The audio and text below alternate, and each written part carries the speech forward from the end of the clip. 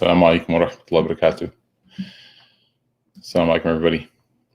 بسم الله والحمد لله والصلاة والسلام على رسول الله وعلى آله وصحبه أجمعين. Hope inshallah that everybody is doing well. Welcome back, welcome home to our 30 and up halaqah here at Roots.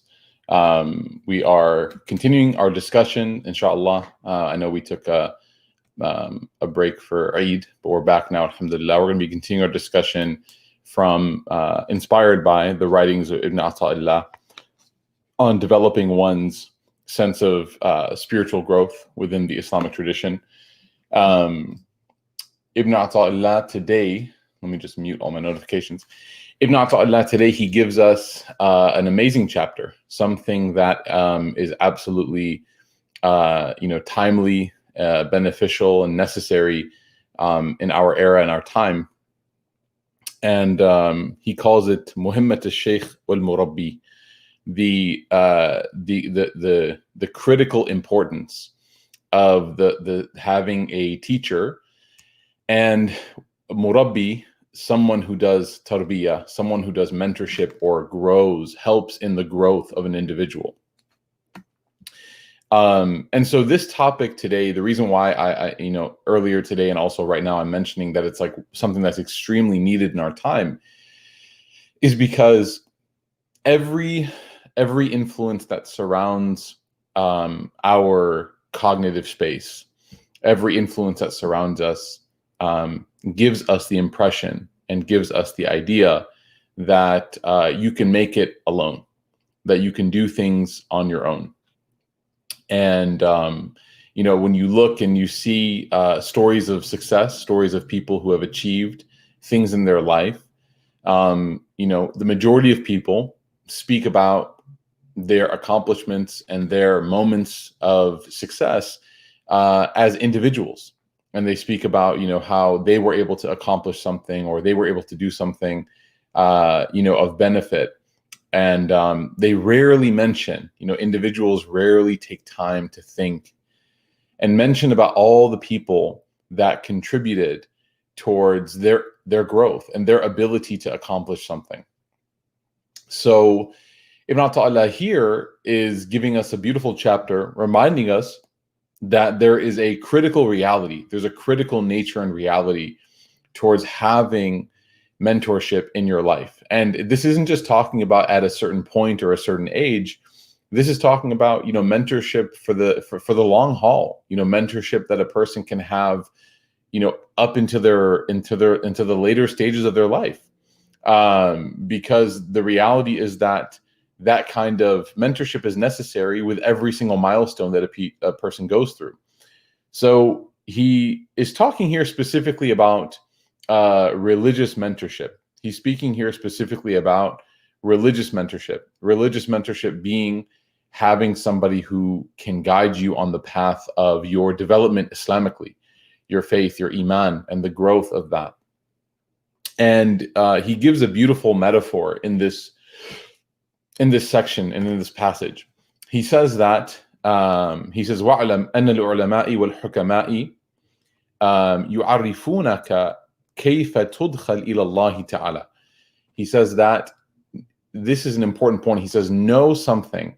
He says, know that scholars and people of wisdom, al-ulama'i wal-hukama'i, the people of knowledge and the people of wisdom, يُعَرِّفُونَكَ كَيْفَ تُدْخَلْ إِلَى اللَّهِ, that they are the ones who are going to be able to give you the knowledge and the understanding about how to gain entry into the court of the divine, into the court of Allah subhanahu wa ta'ala. And so here he's laying very clearly the critical role that nobody else can fulfill. Okay, if you look at a society, if you look at a socioeconomic society, and you look at the different roles that people fill, even in the time right now of the pandemic and COVID, we have this newfound vocabulary, this newfound vocab of essential workers. Like, who are the essential workers? Basically, what pieces of our society with their occupation and career need to be present in the normative setting of their career. Like, what people have to be there? What people have, can you get surgery over FaceTime? Is that a possibility? Is there a way that a person could hold up their phone or their camera to their wound and take some needles and sutures and try to patch themselves up with guidance from a surgeon over the internet? No. There's absolutely a place, and there is a critical place for different kinds of workers in a society. Like, you have the medical community, you have the service community, you have different entrepreneurs, and all of these people, they fulfill these gears in society that allow things to work. Now this is just speaking in hypotheticals. Obviously, when you talk about the context of how Western civilization, the work-life imbalance and all these questions, obviously there's something to be said about that. But what I'm trying to say is that if we look in macro vision at a society, there are different specializations and there are different specialties when people want to accomplish different things, right? So if a person wants to be able to accomplish something, then they go and they seek company with the master or the trained individual in that specialty. So if a person wants to become a physician, they have to go and learn from physicians. If a person wants to become a journalist, they have to go and spend time with journalists. If a person wants to become a teacher, in every realm of gaining mastery of a certain subject, there is the theoretical teaching that happens where you learn, like in a classroom, right? Anatomy, biology, physiology. In journalism, you'll learn about writing and good grammar and good reporting and ethics and all these. And then there's the point where there's internships and there's orientations and there's places and times where people allow you to come and learn from them. Applied learning, practical learning, right? They call them practicum. Okay. Residency, student teaching, whatever you want to call it. So here, Ibn Ata Illah is saying, look, in that way, it's no different than your own spiritual development. That if a person wants to have a spiritual standing with Allah subhanahu wa ta'ala, if a person wants to gain closeness to Allah spiritually, that spirituality is not simply just something that they discover on their own. You don't just stumble into a good relationship with Allah spiritually, right? Because there's going to be an innumerable amount, just quite literally an uncountable, an immeasurable amount of challenges that you will have day in and day out of your life. And if you truly had no access to institutions or teachers or educators that could help you navigate those things spiritually and morally and ethically and from a faith-based perspective, then you're going to feel like you're stuck in quicksand. So the first line that Ibn Ata Illah gives us is that last phrase, Kayfa tudkhal ila Allah ta'ala. They're going to teach you, that these teachers are going to have the ability to show you the way to the path of Allah subhanahu wa ta'ala. And that if a person does not have a relationship with, a teacher or a mentor or somebody in that regard, if a person doesn't have that, then they're going to find it very difficult to navigate that path to find Allah subhanahu wa ta'ala. And so he's not telling you necessarily like who, he's not giving you like a name or like, even a school of thought or an orientation. He's not saying any of that. He's just saying that from the get-go, we have to understand that if we want to gain closeness to Allah, we are not going to be able to make it there alone. It's just not going to happen alone. It's not going to happen like an individual. Just like if a person wanted to become, study medicine, they can't do it alone, right? They need the education that's given to them, the training that's given to them. So he continues and he says, have you seen a person who is commissioned or hired as like a servant? And he says, have you seen a person who's commissioned or hired like a servant? He goes, are they put into the status of servitude right on the first day that they are hired? If you're hired for a job, we can translate this to like our era. If you're hired for a role in a position, are you instantly right away put into work? Or is there some level of training, of orientation? Of course, there's always going to be some level of training. So he says, on the contrary, there's no way that a person who is brought in to fulfill a role at work right away on the first day automatically has to go it on their own. He says that for that person, they gain, this relationship is given to them, and they are assigned somebody, he says, who will train them. Okay? That he will train them, and he will teach them proper etiquette, and he will show that person, he or she will show that individual, him or her, he will teach them or she will teach them that this is how you fulfill this role. So he says, and when this person responds positively, if this person who's hired after being trained, if they do well, then they will what? They will escalate the different, they will climb the different steps of the ladder at their job or at their role. So maybe the person went from being, a waiter, and they had a lot of interest, working in the kitchen. And then they ended up going back and they ended up cleaning the kitchen. Like that was their job. And then maybe they really want to be a chef. Maybe they genuinely want to be a chef, and so they go from waiting tables to cleaning the kitchen to then eventually, preparing they chop all the vegetables and all the herbs or whatever is needed the night before. And then they grow from that point, and then they, so they climb, and then eventually they become like a line chef, and then a sous chef, and then maybe they become a head chef of a restaurant. But that mentorship was required in order for them to gain that.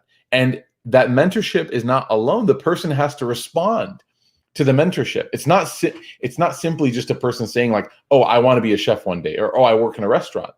No, in order for a person to climb that ladder, then that person has to also respond positively. They have to respond, and they have to show that dedication. So it's the same with religion, that if a person wants to get closer to Allah subhanahu wa ta'ala, Allah ta'ala has placed mentorship, he has placed education, he has placed inheritance of knowledge as a mechanism by which a person gains closeness to Allah, is able to climb that ladder, right? Relationships with teachers and mentors. And the student has to be very concerned to make sure that they are performing well, that they're doing well, that they're not just taking this status as a student of a teacher and they're taking it lightly, but rather they do constantly seek out advice from this teacher. They do actually run things by. They don't just claim the relationship of the teacher and say, okay, this is enough for me, and then go and do what they want anyways. No, right? So he says you would never see a person who starts their job on the first day is going to be put right in the thick of things. No way. He says when a person starts, they are given an assigned individual whose job it is to mold them and show them and teach them. And then if this person responds well to the training, then they're able to graduate. Okay? And eventually they will be able to gain access to like the leader of the company. All right. So let's say like eventually, like they, in the chef's example, this person starts out being a waiter, and then they end up cleaning the kitchen, and then do this. And then eventually what? They have like intimate relationship with the head chef. They're like a sous chef, and they work right next to the head chef, and they gain that. And that is how Ibn Ata Illah says, he says, this is the example of when a person in their faith becomes what we call a wali of Allah.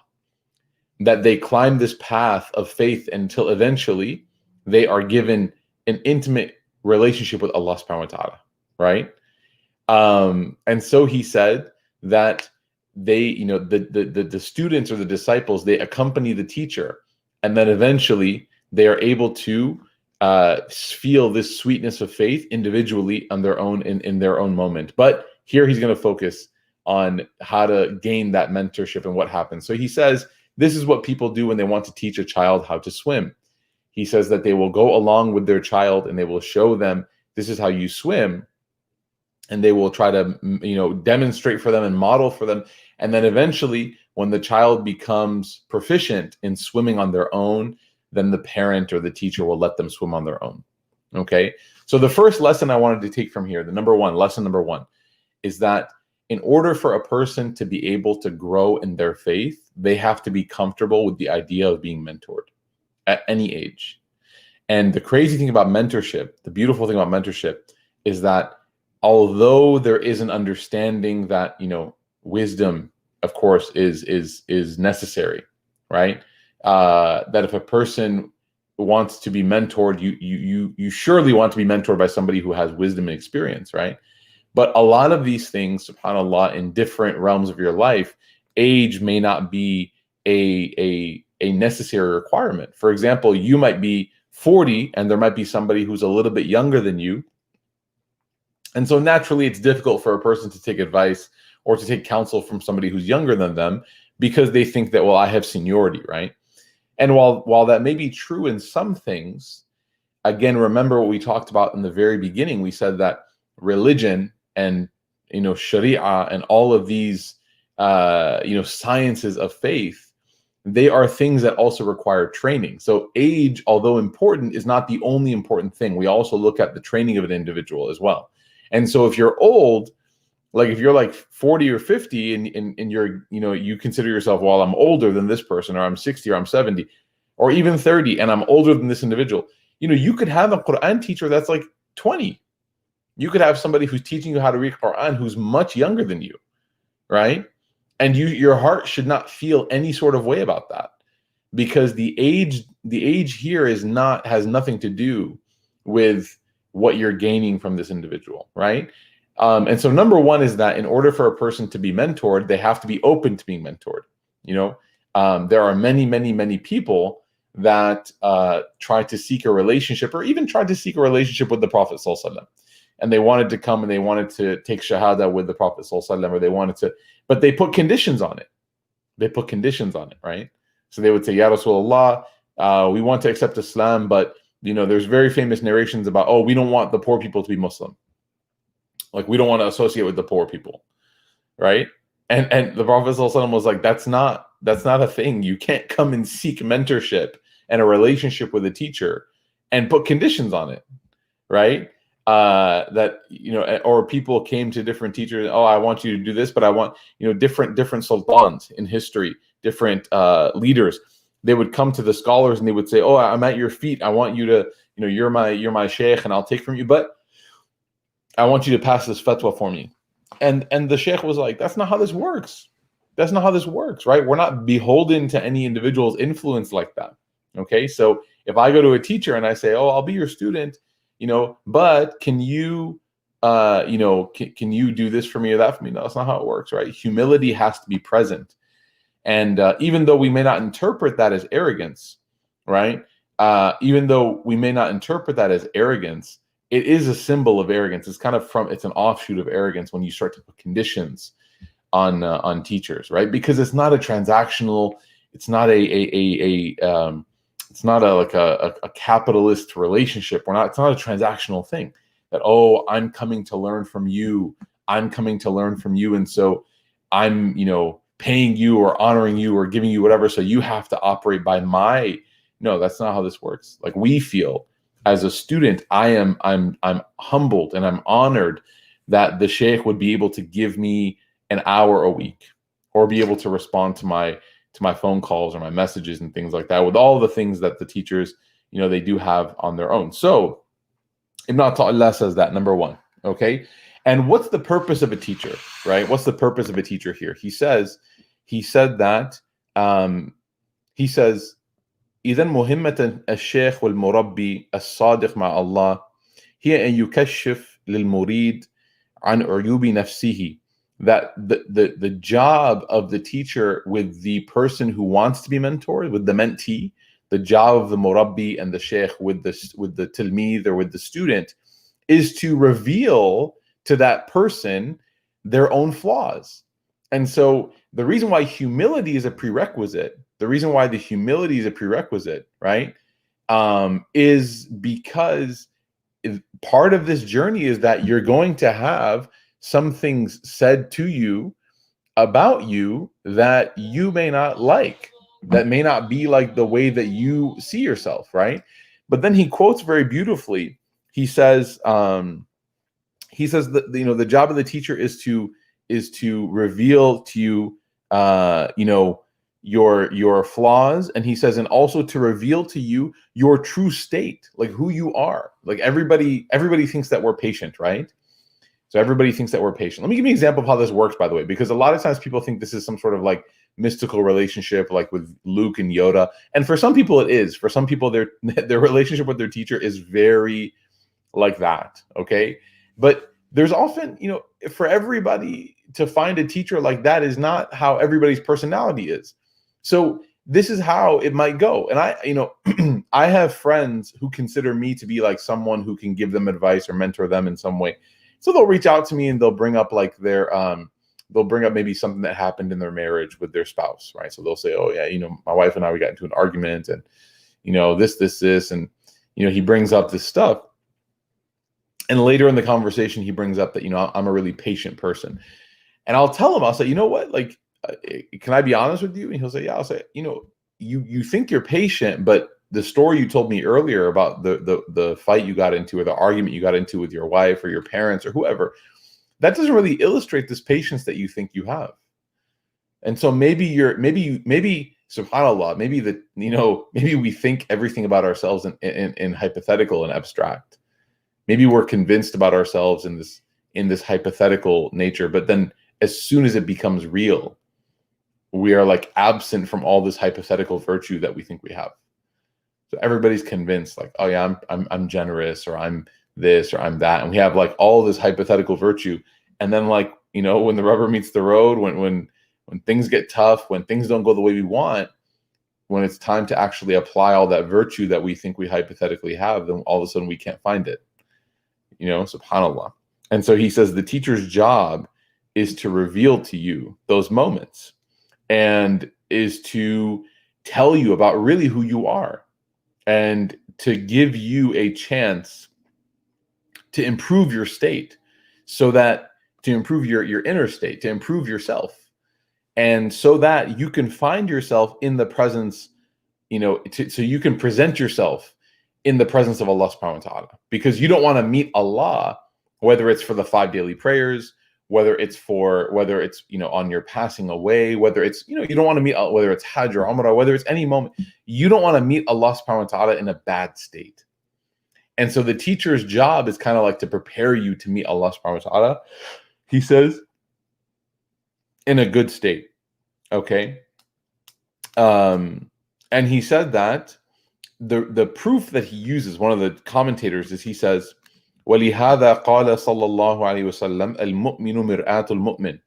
And he goes, and this is how, in what way the Prophet ﷺ said that the believer is a mirror for their fellow believer. Al-mu'minu mir'atul mu'min. And there's another, I believe there's a riwayah where the word is Muslim. But either way, the believer is a mir'at. Mir'at is a mirror of the believer. Okay? And he says, فَكَمَا أَنَ الْمَرْأَ لَا يَرَى عُيُوبَ وَجْهَهُ. That this is because, and he goes, in what way a person cannot see their own faults, إِلَّا بِمِرْآتٍ صَافِيَةٍ, unless they have a clean mirror. صَافِيَةُ مُسْتَوِيَةُ. He says they have to have a clear, like balanced mirror, a clear, well-presented mirror. And he says, فَكَذَلِكَ لَا بُدَّ لِلْمُؤْمِنِ, that it is absolutely necessary for every person, مَنْ أَخْ مُؤْمِنٍ مُخْلِص وَصَادِقٍ, that they have to have people in their life, brothers and sisters have to have counterparts in their life who are people who are sincere and who are people who are truthful. Basically the opposite of a yes man or a yes woman. So what's the first job then of a mentor? The first job of a mentor or a teacher is very uncomfortable, is that person is going to tell you things about yourself that maybe none of your friends have told you. They're going to talk to you about character and faith development in ways that, maybe some of your friends like don't want to bring up. We all have our friends, by the way, all of our friends, they think and feel ways about our flaws, but because they love us and because they're generous with their heart, they don't want to bring those things up to us, right? They don't want to bring those things up to us. So we have thoughts about people and people have thoughts about us, right? But the job of having somebody in your life who you're going to look up to for mentorship and advice is that they will and they should say to you that, hey, that wasn't the right way for you to handle that, or this needs to change. You can't keep doing things this way, right? And so Ibn Ata Illah here is saying, number one, be humble. Number two, be ready to hear things that are going to be a little bit sour, a little bit bitter for you. Okay? And he says that the murabbi is just like a farmer. The murabbi is just like kazari', is just like the one who farms, just like the one who takes some what's it called, earth and plants and takes care of it, the one who harvests plants. And so he says, just like that person, the farmer, if you imagine, they harvest the plant and they do all that work on the crops. This teacher is going to be looking at you in that way, making sure that there's no defect in you, making sure that there's no insects or no different bugs that are going to spoil you, making sure that your soil is good, like everything. They're going to be very, very caught on to you, right? Making sure that that's okay. So that's number one. Some of the questions that you guys are asking are very good. I'm noticing them, but I just don't want to make tangents. So I'll take some of these questions now. So, number one, can I be someone's mentor? No, I'm in need of being mentored, so I'm going to pass on that. But in all honesty, I'll say this. There's different levels and layers of teachers and mentors that are going to come across your life. And you might feel a connection with somebody through the internet or something. You might feel that connection with people. And that's fine. But it's also very important to have people who know you very well, that those people can, have access to you to give you advice. Because there's nothing like a person who knows you.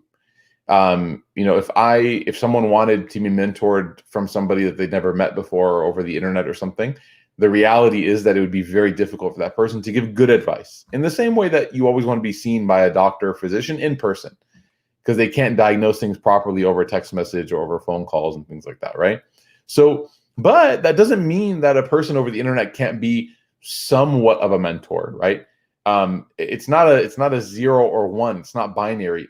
There's a spectrum. There's a range, so you might have some people that you relate to, and yes, from a different realm. Even there could be some people who mentor you in your relationship with your family. Some people who mentor you in making sure that you are reasonable with your finances.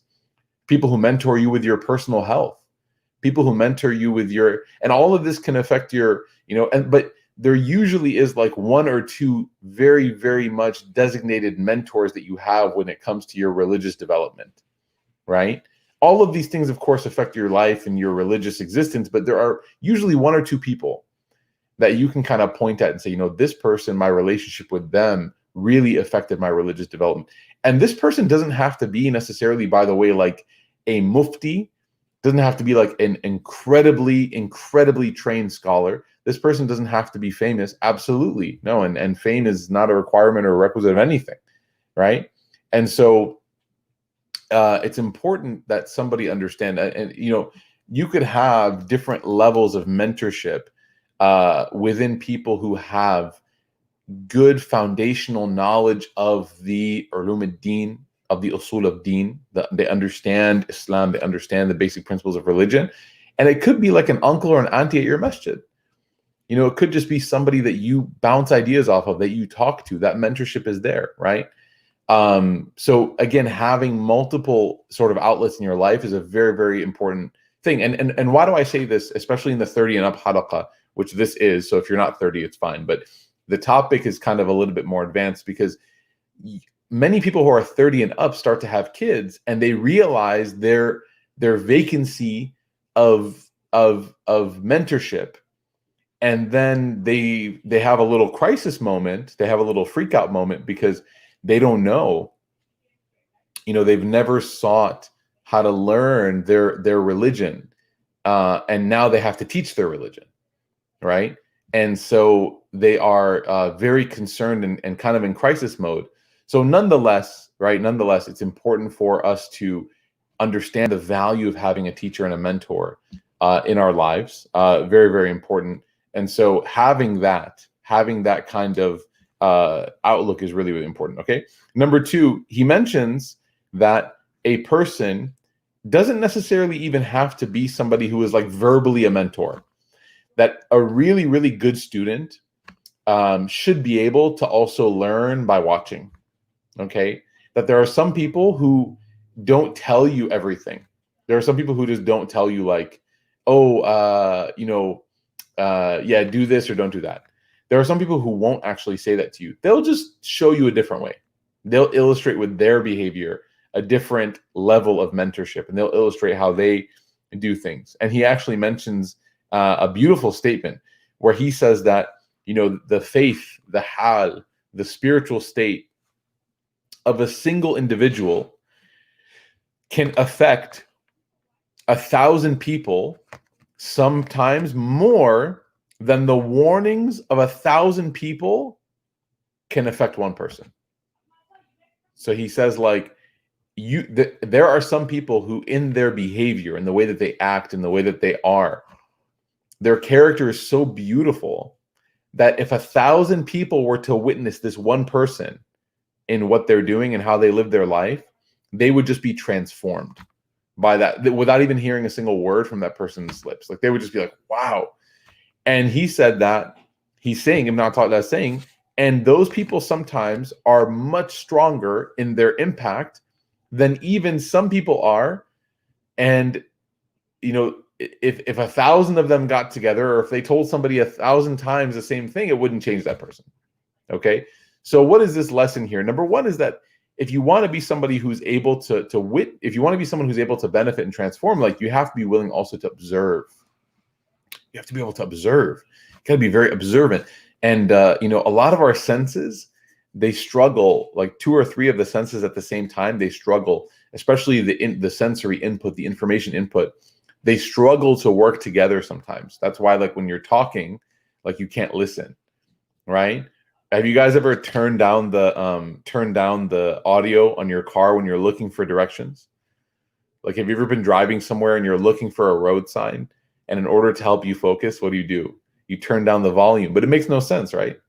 Because you're not using that faculty. It's not like you're listening for directions. You're looking for directions. In theory, you should be able to look for it without turning it down, because those are two completely separate faculties, right? The faculty of sight and the faculty of hearing. But the reality is that, again, we are limited in our ability to input information, whether it's sensory or whether it's. So here he's saying, like, if you want to be able to observe somebody, and you might be able to observe some really, really good people, okay, you can't always be talking.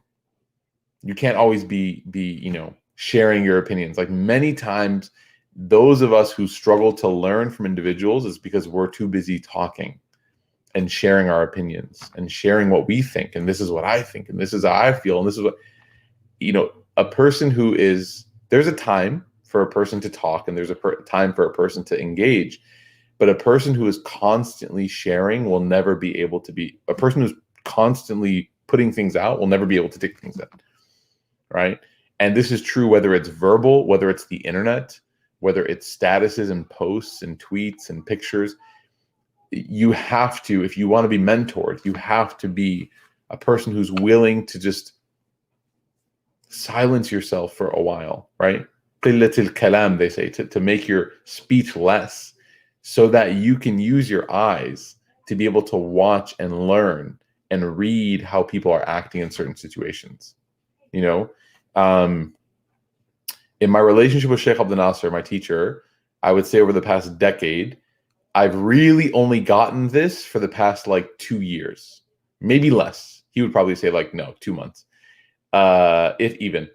Okay, you would not believe how much better it is and how much more I learn by watching Sheikh Abdel Nasser and how he interacts than by trying to learn from conversing with him back and forth, right?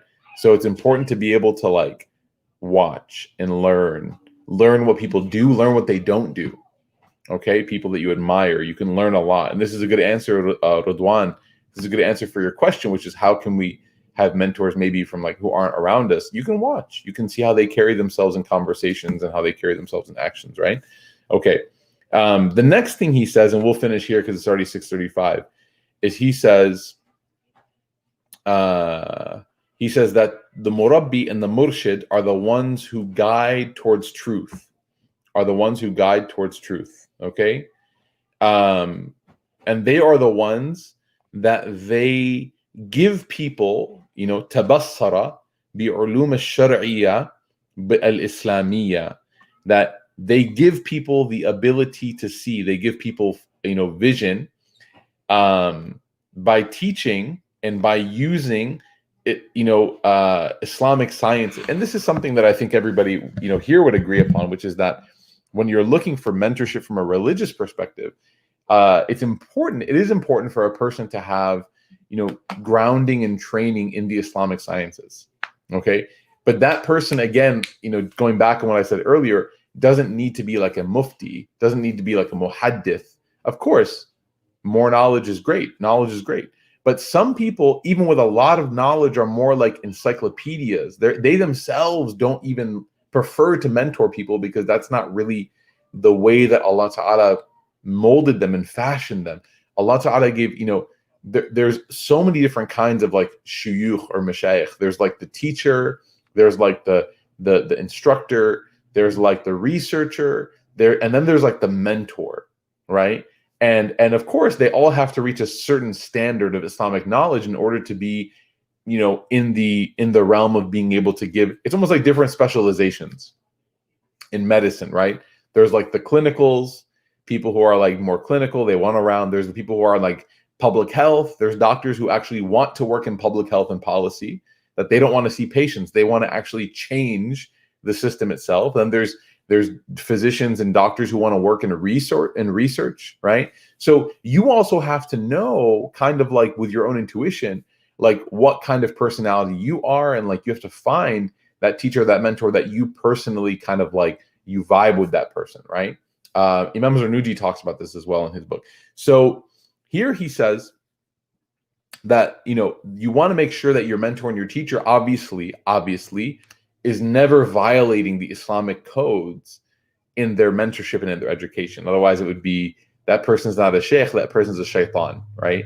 If a person is violating the Islamic code in their teaching or mentorship, that person's not a sheikh, they're a shaitan, okay? So he said that the goal is to accurately help students and mentees traverse the path of seeking Allah, and to turn themselves away from, and to grow their hearts, so that their hearts, ثُمَّ أَنَّهُ فَرَّغَ قَلْبَهُ, that they take people's hearts and they free their hearts, مِنْ حُبِّ الدُّنْيَا وَتَعَلُّقْ بِهَا, that they take people's hearts and they free them from loving this world and being attached to it, okay? فَزَهِدَ فِيهَا, and they allow that person to grow in their asceticism towards that, وَتُرْفَعْ فَوْقْ مَتَاعُهَا وَأَهْوَائِهَا, that they raise people out of simply just living in this life and just, playing and having desires here, and they وَلَمْ يَكُنْ هِمَّهُ كَسَبَ الْمَالِ وَالْمَكَانَةِ, and they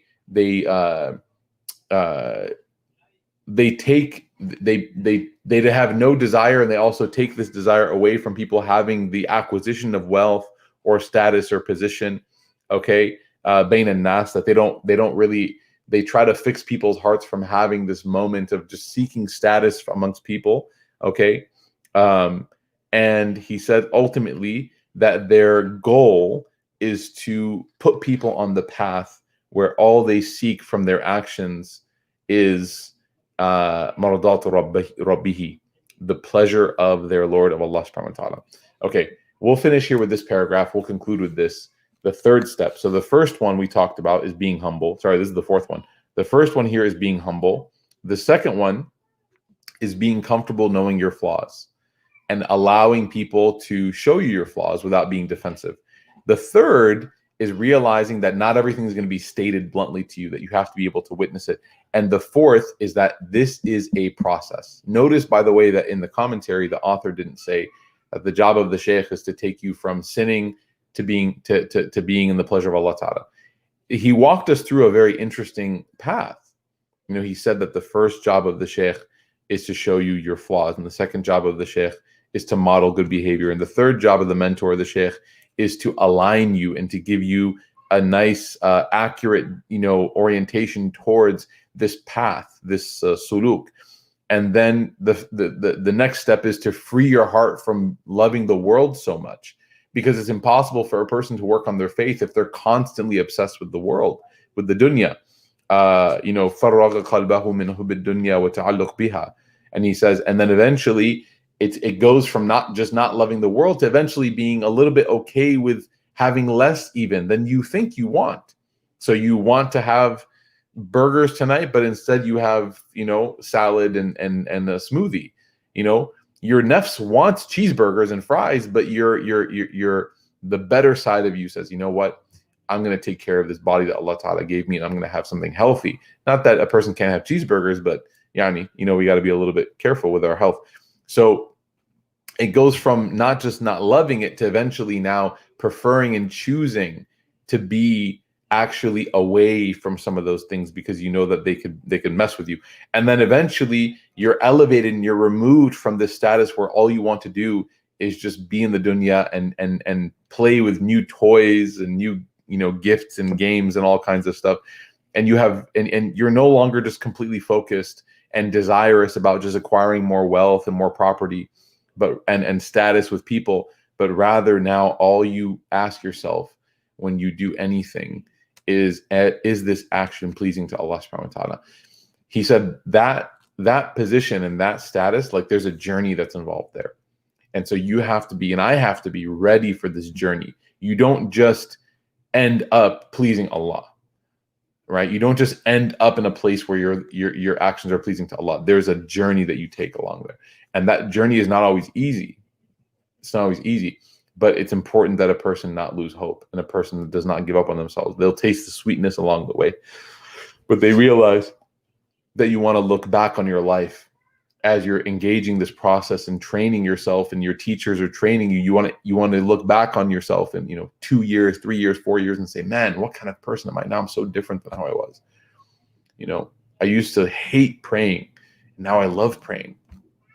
I used to hate giving charity. Now I love giving charity. I used to be so impatient, and now I'm so patient compared to how I was, right? You want to see growth. You want to be able to look back and see that transformation within yourself. We ask Allah subhanahu wa ta'ala to give us mentors in our life and teachers. And, everyone's asking, how do I find a mentor? Honestly, just be somebody who regularly tries to attend gatherings of knowledge and to do khidmah of your teachers and service, of your teachers. And you'll see that they will be happy. They will be happy to answer your questions and be there for you. They will be happy to do that. Okay. Ameen ya Rabbil Alameen. And having good company and having, good suhbah in your life and good people around you, ask Allah Ta'ala to grant us that and more, because good friends can be good mentors too, by the way. Good friends can be good mentors too. And that in that ecosystem of mentorship that we talked about. We ask Allah Ta'ala to grant us that and more. Barakallahu feekum, everybody. Stay safe, inshallah. Stay healthy. We'll see everybody tomorrow for heart work. Inshallah, we have an exciting announcement about tomorrow's heart work. Inshallah. Jazakallah khair, Radwan. I appreciate it, Habib. You can probably hear them playing behind me. They're in the other room. We have an exciting announcement about tomorrow's heart work if you live in Dallas. Inshallah, if you live in Dallas. We have an exciting announcement. So hopefully we'll see everybody there, inshallah. Assalamu alaikum wa rahmatullahi wa barakatuh.